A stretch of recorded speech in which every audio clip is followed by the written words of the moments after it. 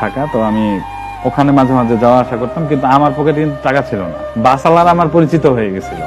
এখান থেকে টিকিট ছাড়া উঠতাম, এখানে বাস কন্ট্রাক্টর যারা ছিল ওরা সবাই জানতো যে এ সাভারে নামবে, ওখানে একটা মেয়ে অপেক্ষা করবে, ও 25 টাকা দিবে, ভাড়া দিবে। আমার ছিল না, আমার কাছে সত্যি কথা টাকা ছিল না আমার যাওয়া এবং আসার সময়। ও মাঝে মাঝে দেখা গেছে যে আমার কোনো না কোনো দিক দিয়ে আমি বুঝতেও পারি নাই যে আমার পকেটে 200 টাকা দিয়ে দিছে। ওই সময় 200 টাকা অনেক দাম ছিল।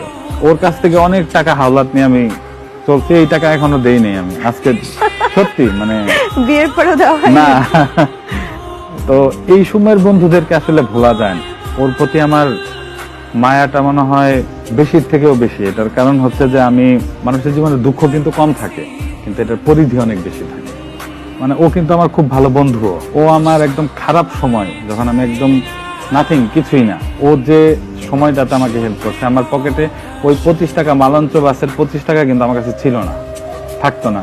এরকম অনেক দুপুর গেছে, অনেক সকাল গেছে যে ও বাসা থেকে মিথ্যা কথা বলে কলেজ বাঙ্ক করে সিজন পয়েন্টের সামনে এসে আমাকে বলতো যে তুমি আসো। ও আমাকে দেখেই বুঝতে পারতো যে আমি, আমার মানে সকালের খাবারটা হয় নাই। তো ও বলতো যে তুমি খাইছো? আমি বলছি যে হ্যাঁ খাইছি। তো বলতো না তুমি তো খাও নাই।